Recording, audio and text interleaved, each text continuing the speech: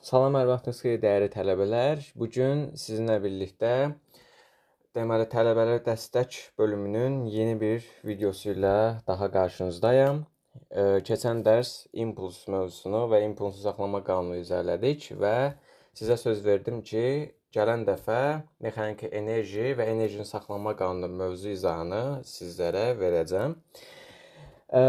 Deməli, vaxt itirmədən mövzu izahımıza başlayaq. Deməli, ilk öncə burada mexaniki enerji anlayışı ağlımıza gəlir. Mexaniki enerji ümumiyyətlə nədir? Bunun haqqında danışaq. Ümumiyyətlə, enerji deməli, materiyanın müxtəlif növlərinin, istər hərəkət olsun, istər qarşılıqlı təsirlərini olsun, bunları xarakterizə edən bir kəmiyyət anlayışıdır. İlk öncəklə, deməli, mexaniki enerji yazaq. Üzr istəyirəm. Bir saniyə. Deməli, bunun ölçüsü niyə bu qədər böyük qalıb? Düzəldim. Tamam, başlayaq. Mexaniki enerji.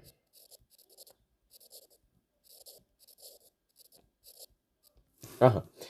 Deməli, mexaniki enerji deyəndə ilk öncələ onun hərfini, vahidini, ölçü vahidlərini falan göstərmək lazımdır. Ondan sonra əsas məğzimizə deməli gələrik. Enerji Y hərfi ilə işarə olunur. Beynəlxalq sistemdə vahidi 1 jouldur. Joulu da atsaq Newton vursun metr. Newton bilirik ki, kiloqram vur metr bölünsün saniyənin kvadratıdır. Metri də burada yazanda olur metrin kvadratı.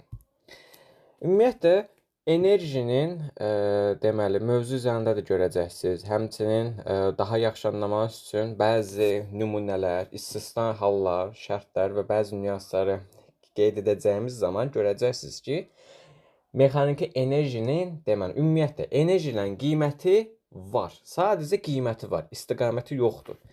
Yəni, skalyar kəmiyyətdir. Burada yazaq, skalyar. Okey. İndi keçək, bu ilk hissə idi. Keçək ikinci hissəyə. Mexaniki enerjinin tərifini az öncə diqqətlə eşitdirsə dedim ki, enerji materiyanın müxtəlif növlərinin hərəkət və qarşılıqlı təsirlərini ümumi xarakterizə edir. Yaxşı, gəlin bu hala iki hissəyə ayırıb baxaq. Bir var, hərəkət istiqamətinə baxaq, daha doğrusu hərəkət təsirlərinə baxaq. Bir də ki, cisimlərin deməli bu qarşılıqlı təsirlərinə baxaq. Bu deməli ilk başlığımız altında olacaq cismin potensial enerjisi.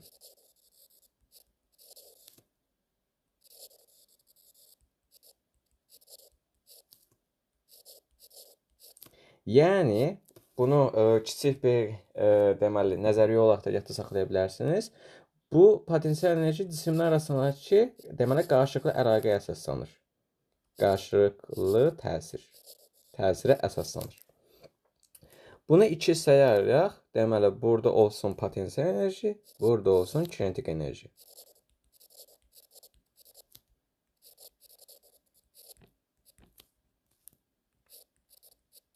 Aha.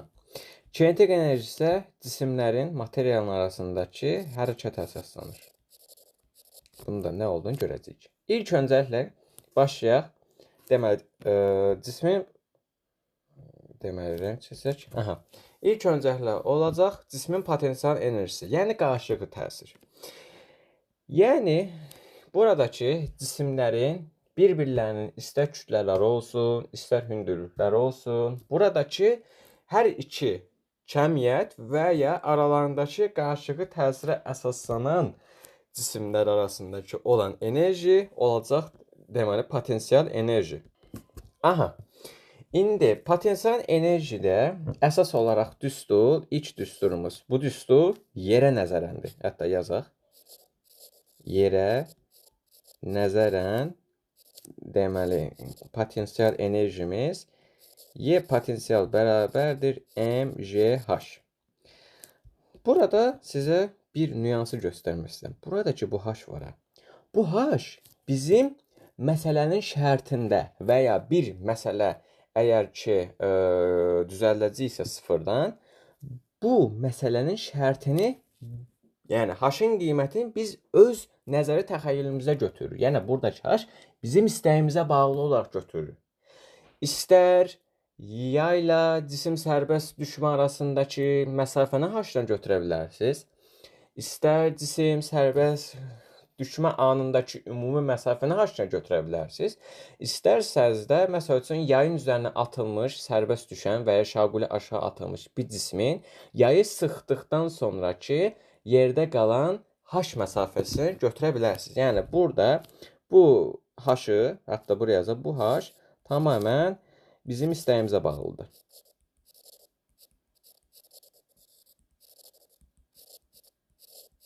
Bunu da öz-özə qeyd edin mütləq. Çünki bunlar incə nüanslardır. Aha, bunu söylədikdən sonra baxaq cismin başqa hansı düsturları var. Daha doğrusu deməli potensial enerjinin hansı düsturları var.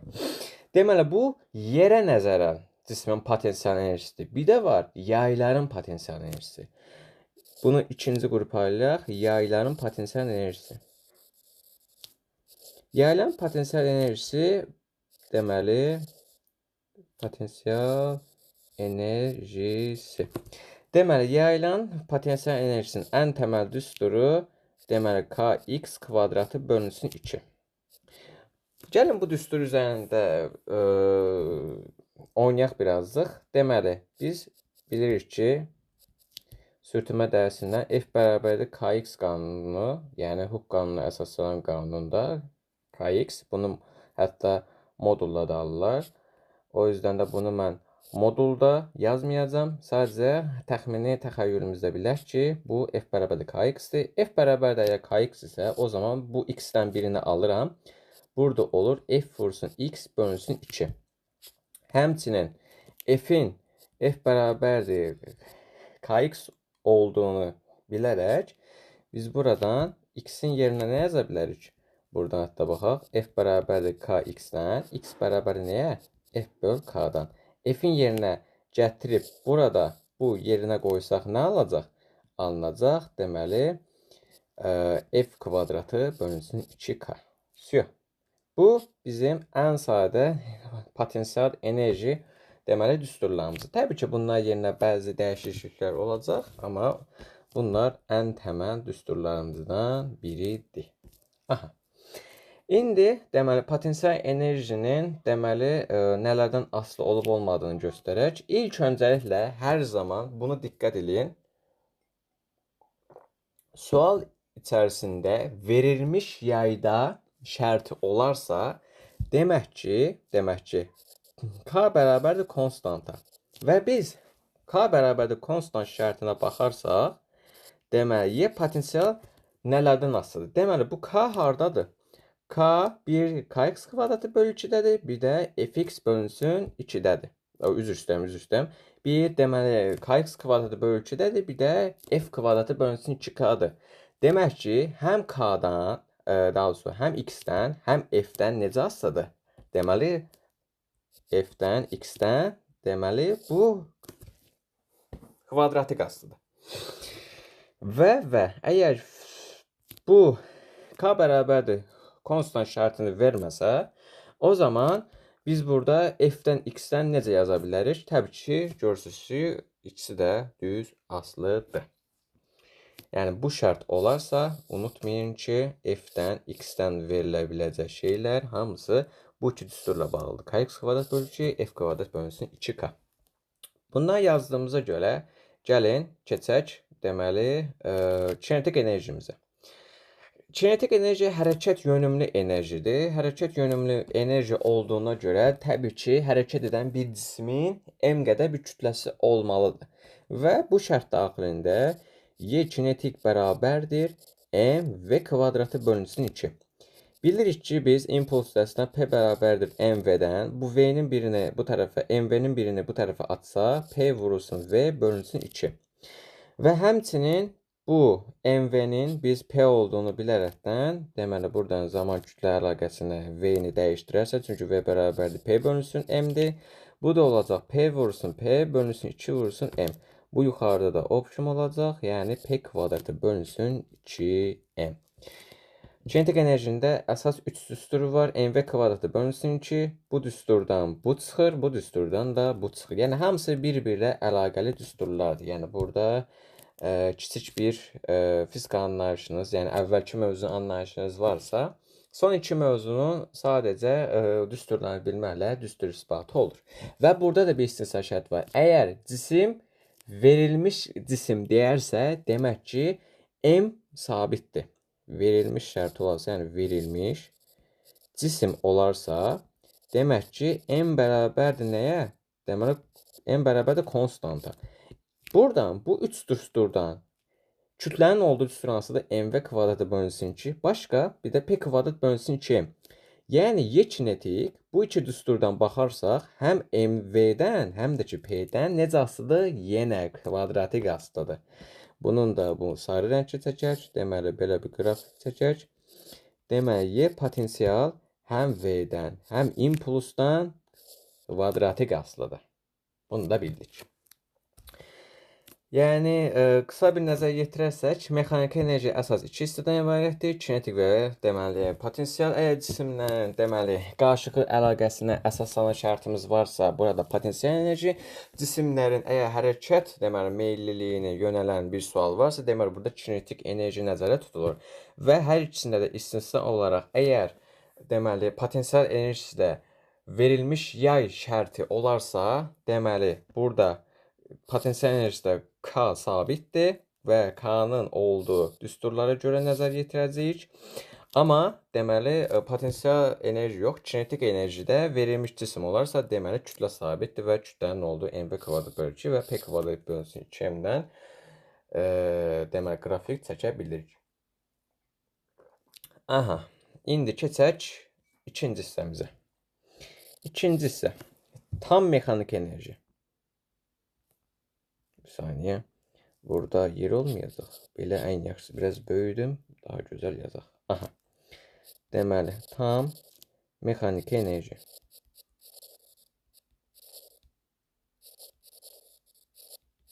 Bunun da biz Y ayağına T olarak işaret edirik.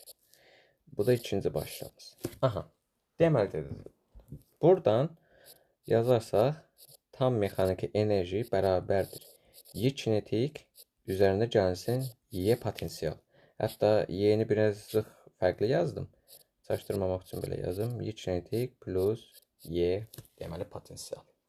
Burada bir şeydən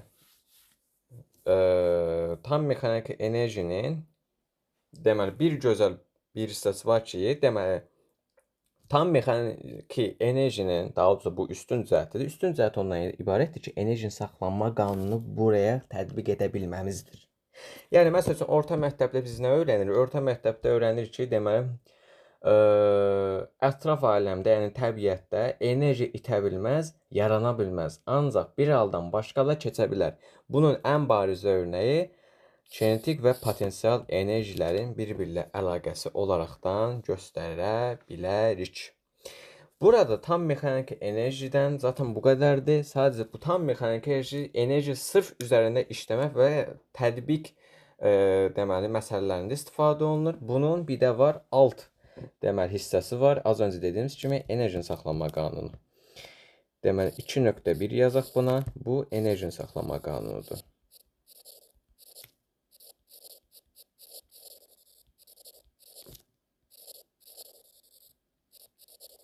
Aha. Deməli, enerjinin saxlanma qanununda biz nəyi nəzərə alacağıq? Bir, ilk olaraq burada iki hissədən ibarətdir. Bir var açıq sistem, bir də var bağlı sistem. Yəni, deməli, açıq sistem və kapalı sistem. Biz ilk öncəliklə, deməli, açıq sistemə baxmayacağıq. Deməli, ilk öncəliklə bağlı sistemə baxacağıq, ondan sonra açıq sistemə baxacağıq. İlk öncəliklə deməli kapalı sistem üçün yazım.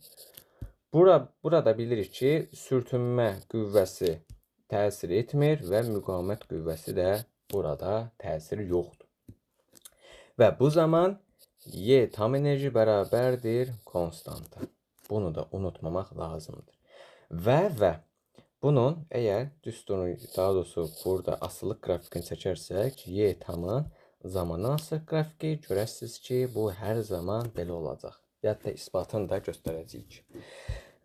O zaman y tam sabitdirsə, o zaman mən bura nə yaza bilərəm? Mən bura yaza bilərəm ki, buradan bu y tam bərabərdir y kinetik üstəgəlsin y potensial düsturuna əsaslanaraq deməli yaza bilərəm ki, y kinetik üzərinə gəlsin y deməli potensial bərabərdir konstanta. Niyə? Çünki y tam konstant olduğu üçün və bu düsturdan da bu düstur y tama bərabər olduğu üçün, yəni kinetik və potensial enerjinin bir-birinə cəmi tam enerji verdiyinə görə, deməli bağlı sistemdə təsir etməyən müddətcə y tam da sabitdir və kinetik və enerjinin cəmi də bir-birinə bərabərdir. Buna uyğun ən gözəl qrafik budur. Müqabilən belə bir qrafik çəkək. Y tam olsun bura. Bura y potensial olsun. Üzr istəyirəm, y tam hardan çıxdı? Y kinetik. Aha. Bu qrafiki biz buradan belə çəkəcəyik. Deməli, bu hissələr y tamdır. Bu hissələr y tamdır. Deməli, bu iki hissə arasında bir fərq var. Baxın, kinetik enerjiyə, kinetik enerjinin olduğu oxda, yəni absis oxunda, daha sonra ordinat oxunda y kinetik bərabərdir maksimum olur. Y potensial bərabər olur 0. Və buradan da y tam bərabərdir y kinetik maksa. Burada aşağı şərt üçün yazarsak, aşağı şərtdə fikir verirsinizsə, deməli, absis oxunda ən yaxın haradır? Deməli, bu da, deməli, potensial enerji. Yəni, burada görəcəyimiz ki, bu hissədə, bu hissə üçün yazım, y potensial maksimumdur. Amma y kinetik 0'dır. O zaman nə olacaq? Y tam bərabərdir, y potensial maksimum. Suyu. Yəni çətin bir şey yoxdur. Y kinetikin üzərində olan xətt y kinetikin maksimum qiymətini ifadə edir. Y potensial üzərində olan xətt y potensialın deməli, yəni potensial enerjinin maksimum olan qiymətə bərabərdir və yuxarıdakı aldığımız şərtə görə də y kinetik y potensialın cəmi sabitdirsə, o zaman da həmin bu tam enerjilər üçün hər iki qanuna uyğunluq ödənmiş olur. Aha. İndi keçək bu deməli öyrəndiyimiz şeylərin birazcıq üzərində tətbiqə. Çünki bu dərsdə önəmli olan deməli əsas olan bu məsələləri tətbiq etməkdir. Aha, başlayaq. Burada bir hala nəzər yetirmək istəyirəm. Bu hal nədir? Bəzən sual verirlər ki, uşaqlar olsun, müəllimlər olsun və bərabərdir kök altında 2JH düsturu hardan gəlir? Bu sualı mən çox görmüşəm. Ona görə də mövzudan kənarlaşmadan əslində mexaniki enerjidən bu düsturun isbat olunduğunu sizə göstərmək istəyirəm. O zaman vaxt itirmədən düsturumuzun isbatına başlayaq. Deməli, indi bizim öyrənəcəyimiz şeylər bu qədər. İndi gələk bunları tətbiq eləməyə. Birinci hala baxaq. A halına baxaq. Məsəl üçün, cisim sərbəst düşür. Sərbəst düşmə anında.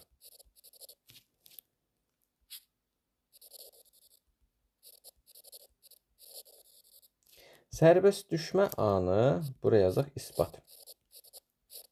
Sərbəst düşmə anında deməli, belə bir hal çəkək. Deməli, bu birazcıq nazilləşdirək, yerləşsin. Deməli, əlimizdə bir cisim var. Hətta çox balaca çəkək. Əlimizdə belə bir cisim var. Bu cisim müəyyən bir hündürlükdən düşür, bu hala gəlir. Bu istiqamətdə də aşağı gedir. Sonra yenə belə eləyim, deməli, düşür, yerə toxunur.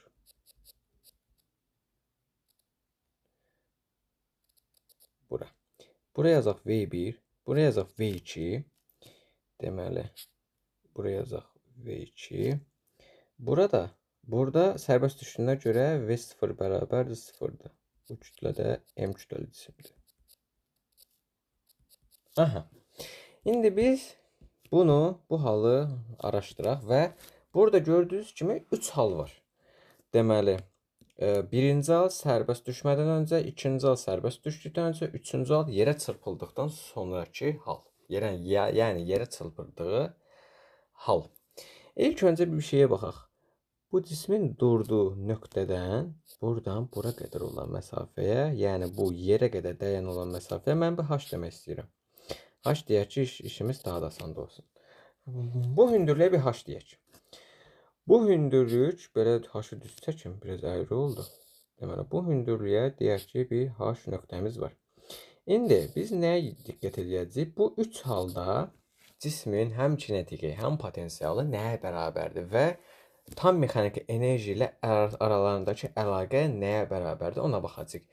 İlk öncəliklə baxırıq. V bərabərdir 0-dırsa, sizcə sürətin 0 olan vaxtı kinetik enerji ola bilərmi? Xeyr.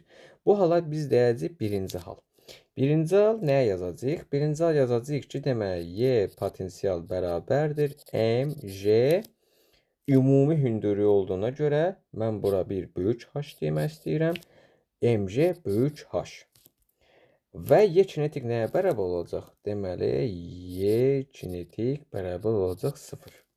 Y kinetik 0-a bərabər olduğu zaman Y tam nəyə bərabər olacaq? Y potensial maksimuma. Əla. Bunu tapdıq. Deməli, ilk hal üçün şərtimizi yazdıq. İndi baxaq ikinci hal üçün şərtimizə. Bu belə olsun, bu belə olsun. İkinci hal üçün şərtimizə baxırıq. Həm deməli V-si var, həm də müəyyən bir hündürlükdən düşür.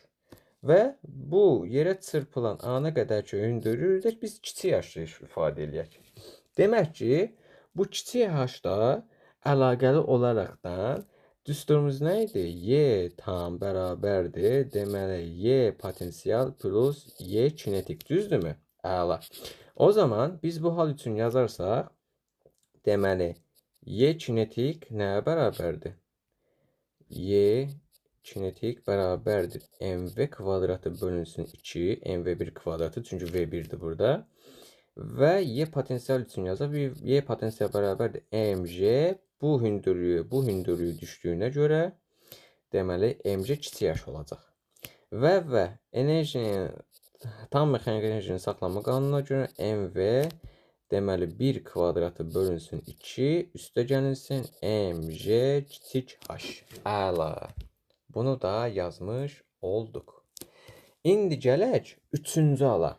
Üçüncü hal nədir? Yerə dəydiyi anda. Baxaq. Yerə dəydiyi anda görürsünüz ki, hündürlük yoxdur, artıq yerdədir bu. Yerdə olduğuna görə burada yazaq bir üçüncü hal. Üçüncü halda yerdən hər hansısa bir deməli düşə biləcək hündürlük yoxdur, artıq hündürlüyün minimum qiymətindir. Hündürlük sıfırdırsa, yəni o zaman demək ki, burada potensial enerjiden söz gedə bilməz. O zaman Y kinetik bərabərdir mv kvadrat bölünsün 2. Çünki yerə çırpılıb dayanmır cisim. M kütləli bir cisim. Təbii ki, neçə milyon tonluq deməli bir ağır cisimləri belə görsəniz əgər, təcrübə zamanı yerə dəydiyi anda kiçik bir hündürlüyə qalxır. Amma ki, bu o hündürlüyü o qədər kiçik bir hündürlükdür ki, o cismin verilən şəraitdə hesablama şeylərinə görə, hesablama deməli kəmiyyətlərinə görə o qədər kiçik bir nəticə alınır ki, o hesablanmır. Yəni potensial enerjisi 0 qəbul edilir. Ona görə də üçüncü halda Y potensial bərabər olur 0. Və bu zamanda Y tam bərabər olur Y kinetik maksa. Çünki maksimum sürətlə cisim gəlir, deməli sərbəst düşür, maksimum sürətlə gəlir yerə çırpılır. Yəni elə baxa bilərsiniz. Aha. Bu hissəndə demək ki, yazdıqdan sonra bu hissədə biz 3 hala baxacağıq. 3 hala ilk öncəliklə deməli birinci halda potensial enerjinin maksimum qiyməti, ikinci halda kinetik enerjinin maksimum qiyməti, üçüncü halda bir-birlərinin cəmi olaraq baxırıq. Və buradan indi isbat hardadır? Cisim bir var sərbəst düşməyə başladığı anda, bir də var sərbəst düşdüyü anda. O zaman sərbəst düşdüyü andan və sərbəst düşdükdən sonraki anda. Yəni bir var sərbəst düşmə anı, bir var cisim buradadır, sərbəst düşməyə başlayır, bir də var burada artıq düşür, dayanır. Yəni bir başlanğıc anı var, bir də son anı var. Yəni həm başlanğıc andakı qiymətimiz, nəyimiz var? Ən başlanğıc anda deməli əlimizdə potensial enerjimiz var. Kinetik enerji sıfırdır zaten, hesablayanmarıq. Birinci halda deməli nəyimiz var? MCH-ımız var, yəni potensial enerji. İkinci halda həm MCH-ımız var, həm kinetik enerjimiz var. Bu cisim zaten normal bir hərəkətdir. Bu hərəkəti zaten üzərində bir şey yazmaya ehtiyac yoxdur. Tam mexaniki enerji tam olaraq ödənir. Üçüncü halda artıq cisim yerə çırpılır. Çırpıldığında hündürlükdən söz gedə bilməz. Zaten bir hündürlükdə olmur. V'si olan bir cisim olduğuna görə yerə maksimum sürətlə çırpıldığına görə Y kinetik olacaq. O zaman birinci halla üçüncü hala qarşılaşdırsaq belə bir düstur alırıq. Y potensial maksimum bərabərdir Y kinetik maksimuma. O da bərabərdir. Deməli M, J, birinci halda H-ımız böyükdür, axı ümumi hündürlük bərabərdir. M V maksimum kvadratı bölünsün 2. M'lər getdi. Buradan biz V-ni alarsaq, deməli V bərabərdir. Kök altında bunu silim. 2C H-a. Bu qədər. Yəni cismin sərbəst düşmə zamanı sürəti düsturunu həqiqətən də buradan isbatlamış olduq. İki hala baxmaq lazımdır. Bir, deməli potensial enerjinin olduğu, maksimum olduğu ana, bir də kinetik enerjinin maksimum olduğu ana. Bu iki deməli qiyməti də bir-birinə birləşdirəndə alınacaq qiymət sərbəst düşmə zamanı cismin sürəti. Bu da bunun demək nə idi? İsbatıdır.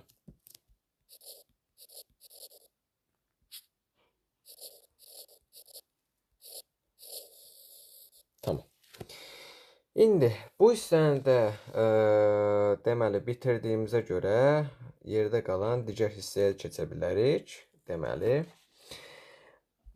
bu hissədə deməli həm Y kinetikin, həm də Y potensial arasındakı deməli bəzi hissələrə baxmaq istəyirəm. Necə hissələr? Məsəl üçün deməli bir an təsəvvür eləyək. Bu anı necə yaza bilərik?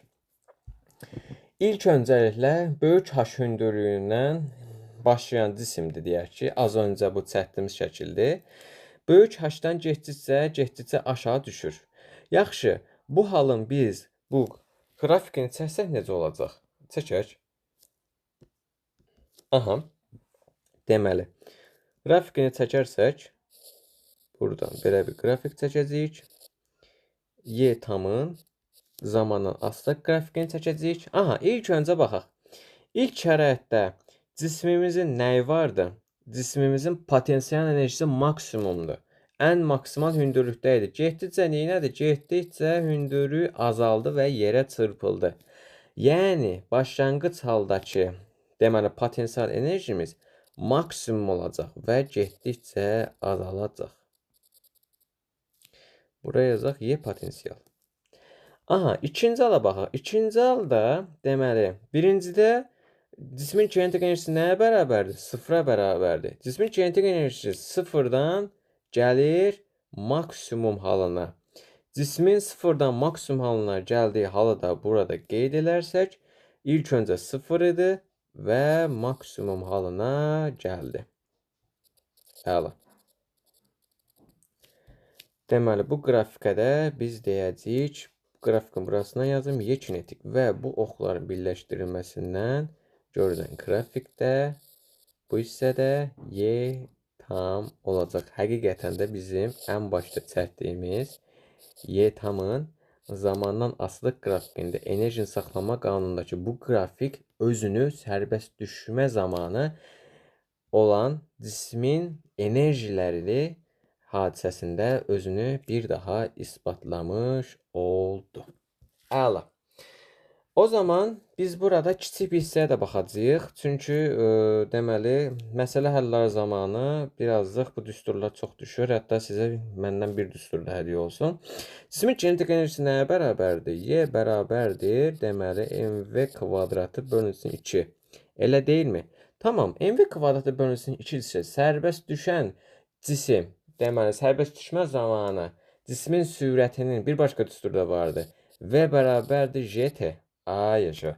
Gt düşdüyü zamandır. Yəni cismin kinetik enerjisinin sürət kəmiyyətinə sərbəst düşən cismin sürət düsturunu yazarsak, o zaman V bərabərdir V kvadratın yerinə gt yazarsaq, m bərabər, deməli m vurursun j kvadratı t kvadratı bölünsün 2. Bu düsturu da həmçinin istər topluda olsun, istər güvəndə olsun, bu sualı salma ehtimalları var. Yəni topluda mən bildiyim qədər bir iki dənə belə sual var. Tamam. Zaten imtahan az qalıb artıq. Nəyi, nə salacaqlarını artıq istər müəllimləriniz, istər hazırlaşdığınız repetitorlar az-çox təxmin eləmişdir. Mən bir təxmin söyləməyəcəm. Ümid edirəm, imtahandan sonraki deməli, sər güzəstlərdə buna deməli toxunma fürsətimiz olacaq. Deməli, ikinci ala baxaq. Şaquli yuxarı atılma.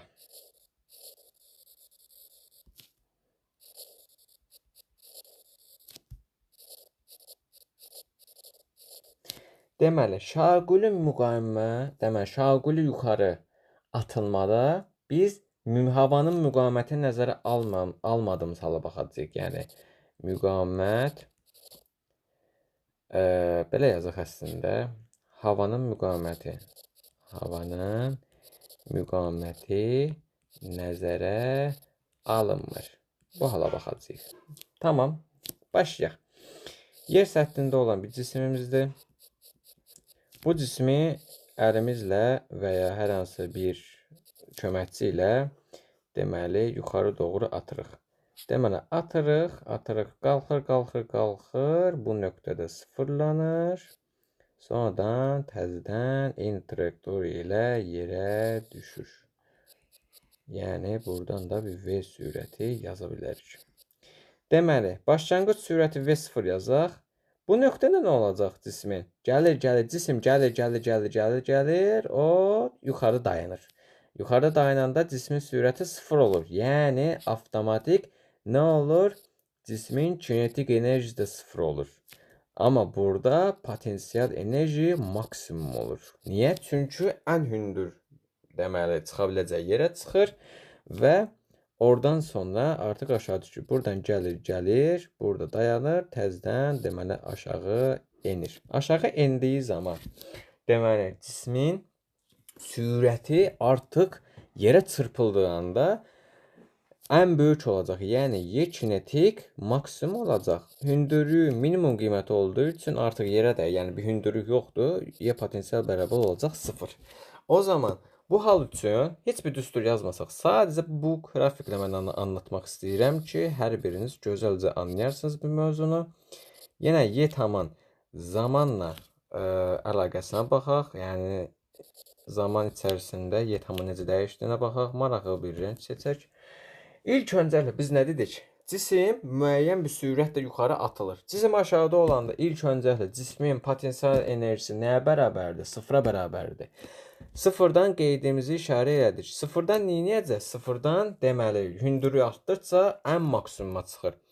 Deməli gəlir, maksimumda dayanır. Və ikinci halda deməli bu hissədə gəlir, maksimuma dayanır. Sonra cisim yuxarıda dayananda maksimum qiymətini alır. Maksimum qiymətini alandan sonra aşağı düşür. Yəni getdikcə Y potensial azalır.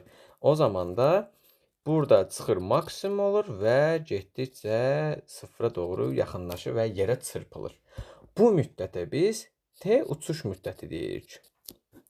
Və bu havada maksimum olduğu nöqtəyə isə deməli nə deyirik?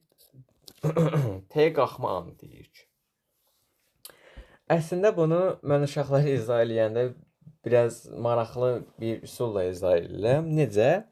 Bilir ki, deməli uçuş müddəti nəyə bərabərdir? T uçuş bərabərdir 2V0 bölünsün J. Yaxşı, bəs T qalxma nəyə bərabərdir? V0 bölünsün J, elə deyilmi? Mən uşaqlara deyirəm ki, baxın təsəvvür edin əlinizdəki bir cismi atdınız yuxarı. Bu cisim yuxarı çıxdığı anda aşağıya doğru bir J ağırlıq qüvvəsi onu aşağı doğru çəkməyə çalışır. Cisim əlimizdədir. Buna həm havanın müqaviməti təsir edir, həm də aşağı doğru çəkən ağırlıq qüvvəsi təsir edir. Amma biz dedik ki, havanın müqaviməti nəzərə alınmır. Yəni bu cisim yuxarı çıxdığı zaman aşağıya doğru J onu çəkməyə çalışır. Buradakı ilk J'miz oldu mu? Yəni bu çıxdığı ana qədər bu anda bir J aşağı bunu çəkirmi? Çəkir. Burada yuxarıda dayandı. Yuxarıda artıq dayandıqdan sonra deməli sürət sıfırlanır və aşağı doğru təzədən J istiqamətində aşağı doğru gedir. Yəni gəlir. Gəldi burada dayandı. Bura bir dənə J çəkdi. Burada dayandıqdan sonra aşağı düşən zaman ikinci bir J qüvvəsi daha çəkdi. Yəni mənim demək istədiyim budur ki, burada gəldi, ilk sürətini burada aldı, ikinci sürətini burada aldı. Burada çıxma sürətidir. Yəni burada gördüyünüz kimi bu T qalxma sürətidir. Bu sürətə də V qalxma deyəcəyik. Yəni bu ilk V0-a burada deyəcəyik həm T qalxmanın V0-ı, ikincidə isə fərqli V0 alacaq. Yəni bir cisim məsələn deyək ki 20 km/saat da yuxarı qalxdı, 55 km/saat da deməli aşağı düşdü. Yəni 2 dənə V0 var. J-lərdə isə lap 1000 dənə J olsun. J-lərdə isə heç bir şey dəyişmir. Mən bunu sizi çaşdırmaq üçün dedim, maraqlı olsun deyə. Lap burada məsəl üçün 100 dəfə trayektoriyasını dəyişsin. Gəlsin, məsəl üçün belə gəlsin, gah belə gəlsin, belə gəlsin, belə gəlsin, belə gəlsin təzədən. J-lər dəyişməyəcək. Görürsünüz ki, indeksiyada J-dir. Yəni hər hansı bir şeydə J-lərin dəyişdiyini siz görmüsünüzmü? Xeyr. Çünki təsirin ağırlıq qüvvəsi bir dənədir zaten. Yəni bu hissəyə qədər gəldiyi V0 ayrıdır, aşağı düşəndəki V0 isə ayrıdır. Yəni ümumi bu yol nədir? Uçuş müddəti. Uçuş müddətinə demək 2 dənə V0 olduğuna görə V0 2 V0 bölünsün ki, deməli bu T qalxma ən maksimum olduğu nöqtədir. Deməli deməli potensial enerjinin və bura qədər də bir V0-lıq əldə etdiyi üçün V0 bölgü olur. Bu da sizə maraqlı bir isbat olsun. Aha, indi keçək bu deməli bu qrafikin ikinci hissəsinə. Deməli nə tapdıq biz burada? Buradan Y potensialı tapdıq. Buraya yazaq Y potensial. Bir saniyə, marker dəyişdirim. Buraya yazaq Y potensial. İndi baxaq kinetik enerjiyə. Kinetik enerji ilk başda gələndə neyinir? Maksimuma qədər. Yəni burada kinetik enerji var. Kinetik enerji gəlir, burada 0 olur və təzədən artmaya başlayır. Yəni bu qrafik 3 kimi olacaq. 3 hissədən ibarət olacaq. Gəldi, deməli yuxarı çıxdıqca, cisim ən təpəyə çıxdıqca yavaşlayır, axı yavaşladı, sonra aşağı düşəcək. Ona görə də cisimdə deməli cismin kinetik enerjisi gələcək, bu T qalxma müddətində dayanacaq. Gələcək bura, daha doğrusu bu qrafik avtomatik özü çəkildi. Bir saniyə.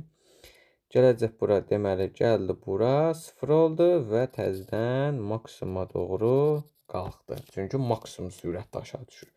Və yenə bu mən əgər işarə edersəm bu nöqtələri, daha doğrusu nöqtələr birazcık çoğu şəkildə onu belə eləsəm, bura və yazsam, nöqtəni də buradan alsam, bunları birləşdirsək, deməli qalxmada bura qədər eləsək, həqiqətən də görürük ki, burada Y tam yazıram.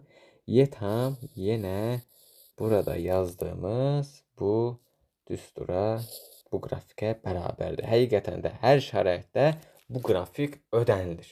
Əla. İndi keçək fərqli bir nümunə daha izah etmək istəyirəm. Bu nümunədən sonra bir də açıq sistemə baxmaq istəyirəm. Açıq sistemə baxdıqdan sonra isə artıq mövzu izahını yekunlaşdıracağıq. Aha. Deməli, fərqli bir maraqlı rəng seçək. Çünki maraqlı bir sual tapaq.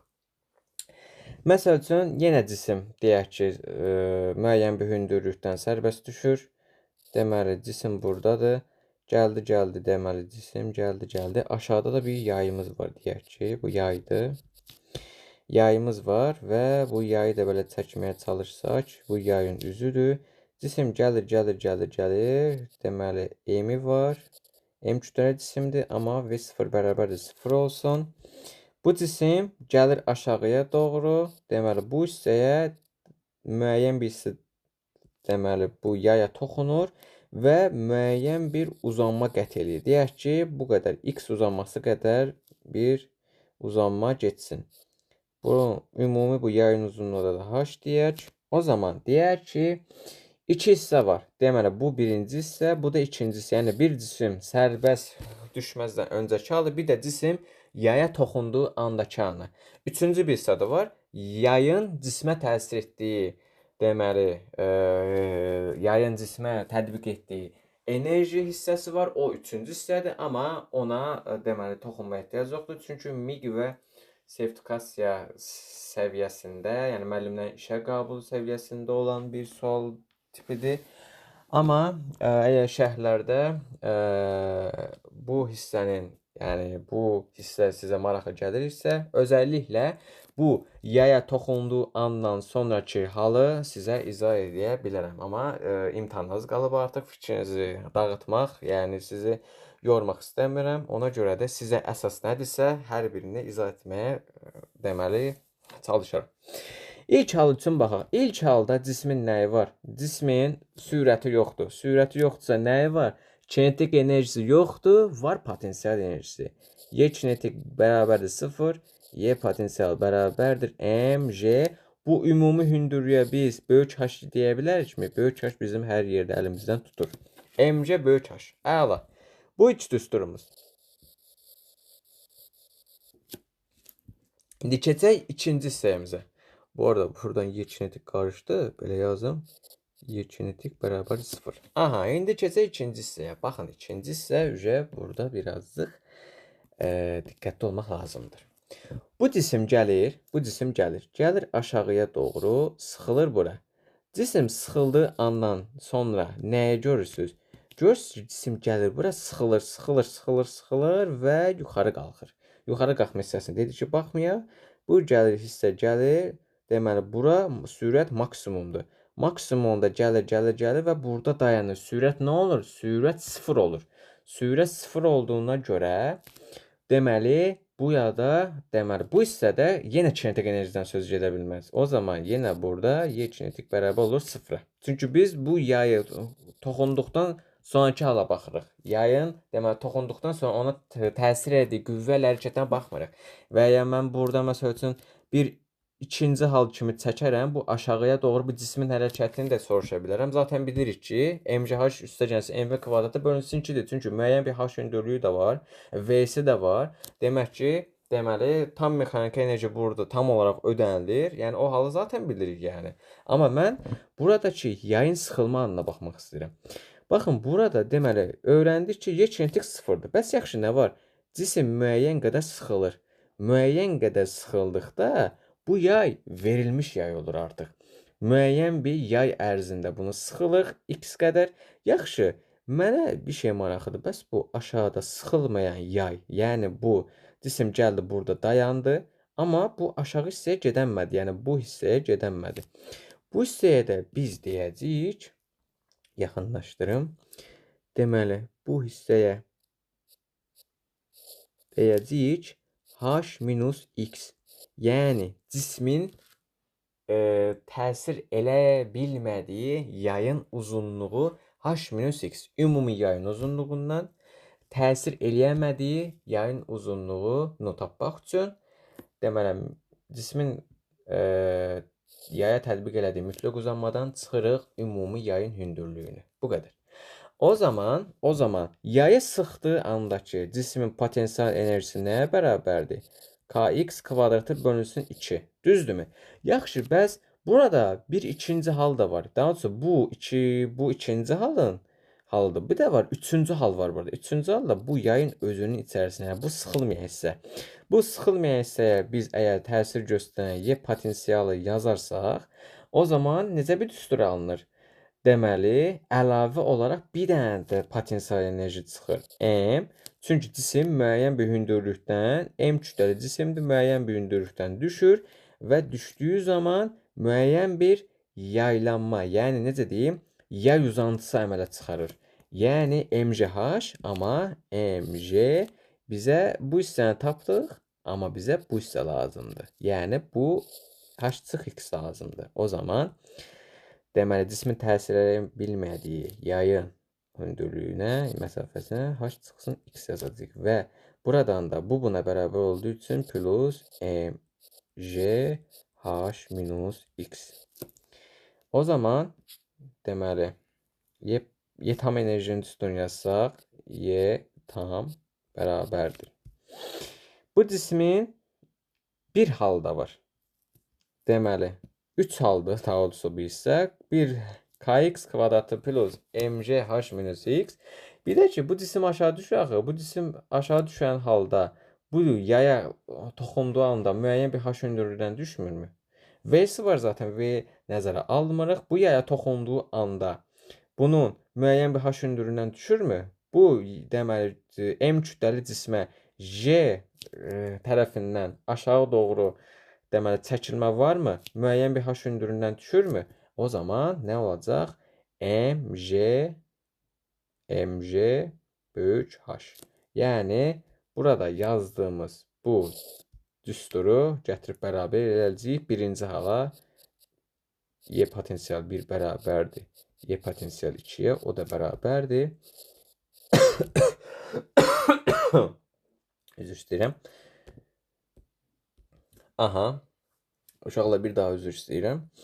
mg böyük h bərabərdir kx kvadratı bölünsün 2. Üzərinə gəlinsin mg deməli h minus x. Bu qədər. Sonuncu haldan da aldığımız nəticə budur. Sonra burada fərqli məsələ tiplərini də görə bilərik. Gəlin istəyirsinizsə bir sual işləyək.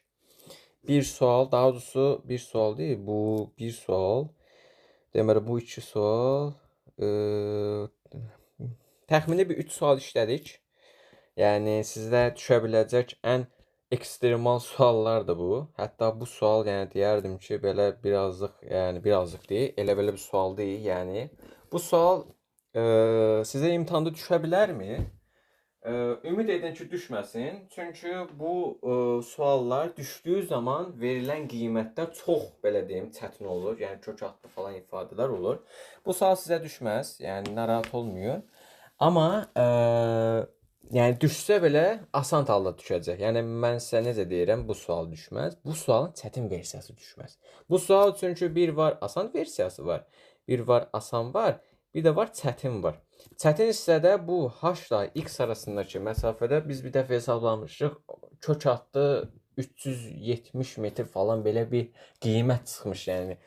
Təxmini yay sıxılması birazcıq belə deyim də, ali fizikanın birazcıq dərinliyi ilə bağlıdır. Çünki orada necə dərinliyə bağlı? Yəni çox dərin bir şey deyil, amma oradakı hər bir nöqsan da dərindir. Məsələn, burada x-in nə qədər sıxılmağına baxılır. H-ın hansı şəraitdə, yəni havanın müqavimətinin nəzərə alındığı ana baxılır. H-ın hava müqavimətinin təsir eləmədiyi ana da baxılır.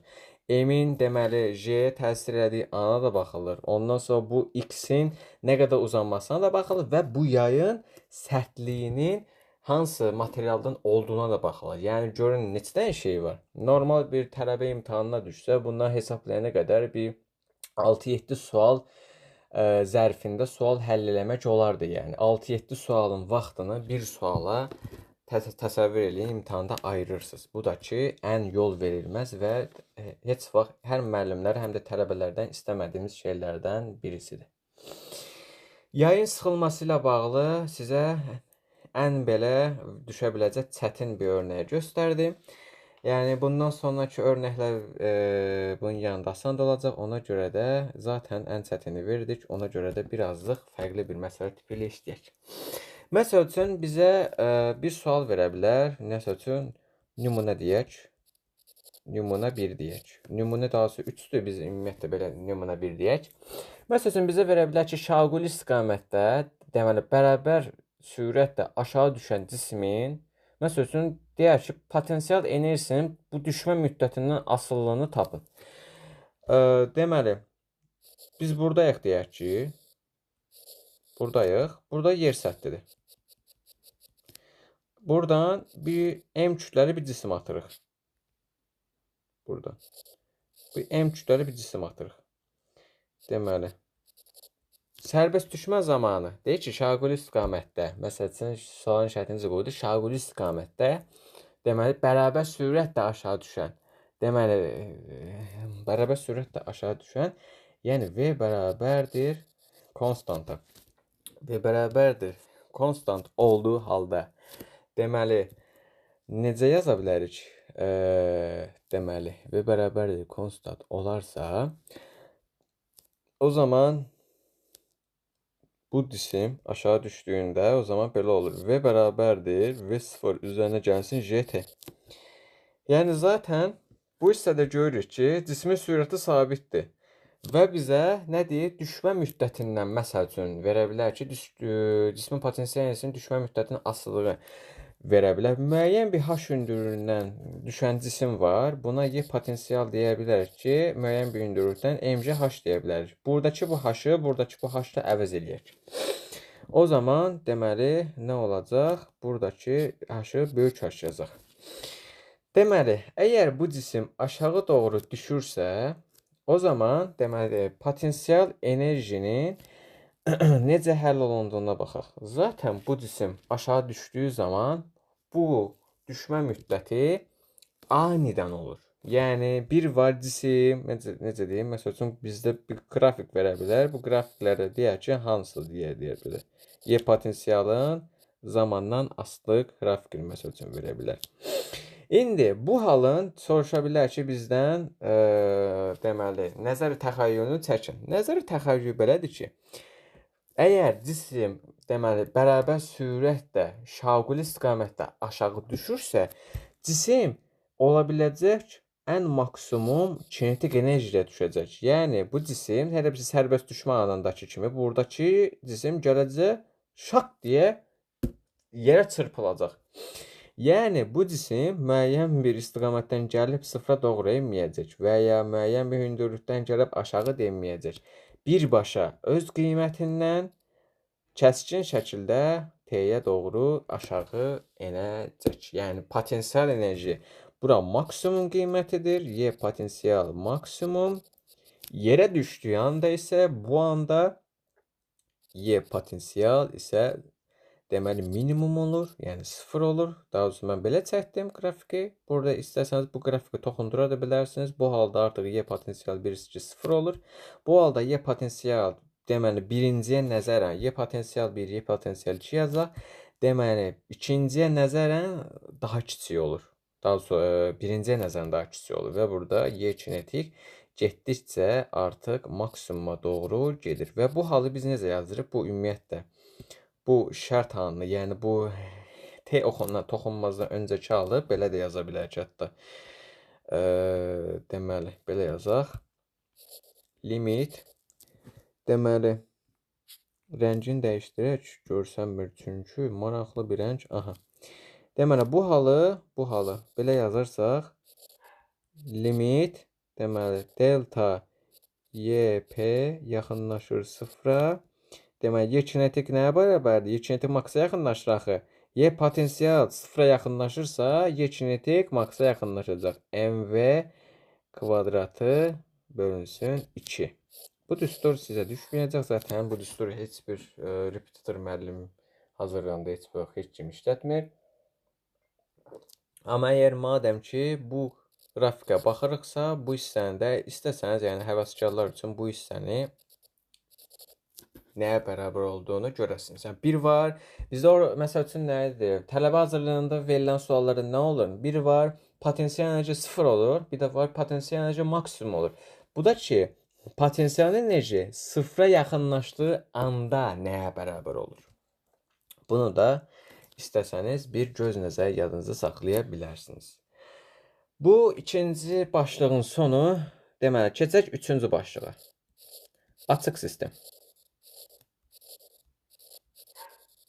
Açıq sistem deməli az öncəki bu deməli bağlı sistemə nəzərən daha asandır. Bu hissəyə qədər ancaq deməli bağlı sistemə baxdıq. İndi isə birazcıq açıq sistemə baxmaq istəyirəm. Açıq sistemdə birbaşa tam enerji cisimlərin həm şərait enerjisindən asılıdır, həm də ona xarakterizə edilən minimalizə qiymətlərdən asılıdır.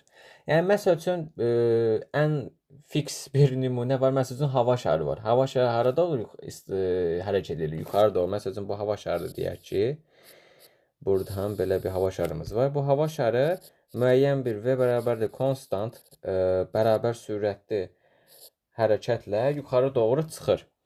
Və o zaman enerjini xatırlayasaq, deməli V bərabərdir konstant olanda Y kinetik bərabər olur konstanta, amma yuxarı doğru çıxır axı. Yer səthindən getdikcə hündürlük artır. Hündürlük artdığına görə yəni H hər dəfə dəyişir. Yəni delta H kimi hər dəfə dəyişir, hər dəfə dəyişir. Hər dəfə dəyişdiyinə görə də Y potensial demək ki artır. Y potensial artanda burada artıq Y tam da artacaq. Yəni bizim bu açıq sistemdə baxdığımız şey, əgər potensial artırsa, Y tam da artır. Əvvəl nəyə baxırdıq? Y tam bərabərdir Y potensialı. Amma burada biz həm bu enerjinin artıb atmadığına baxırıq. Əslində bir baxıma belə göstərə bilərəm ki, açıq sistemdə əgər hər hansısa bir enerji artırsa, onu tam mexaniki enerjinin necə xarakterizə olunduğunu deyir. Məsəl üçün, az öncə yazdığımız kimi, deməli, potensial enerji artırsa, Y tam enerji də artır. Amma ki, Y kinetikin sabit olduğu qiymətdə. Və yaxşı, bəs bu hissəyə qədər yazdığımız bunca şey arasındakı ortaq nəzər sizcə nə oldu? Təbii ki, Y kinetikin qiyməti 0 olmalıdır ki, Y tama bərabər olsun. Yəni birində bərabərlik söz nəzər gedir. Birində isə artıb artmama nisbət üzərində gedir. Aha. Bu hissəndə sizə əlavə edəndən sonra həm deməli statika ilə əlaqəli, həm də enerji ilə əlaqəli bir maraqlı sual sizə izah etmək istəyirəm. Bu sual deməli burada güvənin deməli mexaniki enerji bölümündəki 14-cü sual C variantındakı deməli bizə belə bir blok veribdir. Deməli buradakı blokumuz tərpənən blokdur. Biraz pis çəkdim. Aha. Deməli cismi buradan M kütləli cisim asıblar. Bizə deyir ki, blokun köməyi ilə deməli bərabər sürətlə qaldırılan 400 kiloqram cisim, yəni M bərabər 400 sual həllində mütləq şərti yazın və cismin yükün kinetik enerjisi 50 jouldur. Y kinetik bərabərdir 50 joule. Deyir ki, ipin sərbəst ucu hansı sürətdə yuxarı hərəkət edir? Sürtünmə qüvvəsi nəzərə və ya sürtünmə nəzərə alınmır. Tamam, sürtünmə nəzərə alınmırsa, bu işimizi daha da asanlaşdıracaq.